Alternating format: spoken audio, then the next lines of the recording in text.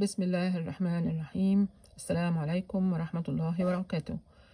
ديت مجرد رسالة تحذير لأي حد هيتعامل في المطار بتاع في أي مطار في أمريكا عموما، يعني لو أنت جاي خصوصا في رحلة مصر للطيران ومعاك مصريين. مع شديد الأسف الناس دول مش بيعرفوا يستخدموا المكنة اللي هي بتطلع لهم العجلة اللي هيحطوا عليها الشنط.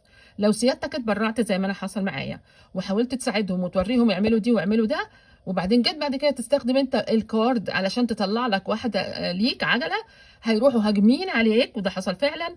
وواحدة هيقول لك لا ده المكنة غلطت، احنا ما شفناكش وانت بتحط فلوس، الفلوس دي بتاع العجلة التانية دي من حقنا. اوكي، وبعدين بعد كده هتفتح بقك، لقيت واحده منهم راحت شداني انا والعجله مع بعض على الارض. من حسن حظي ان ربنا ستر والبوليس ما شافش حاجه. فاحذر قبل ما تساعد غيرك في موقف زي ده، ساعد نفسك الاول وربنا يسترها معانا جميعا.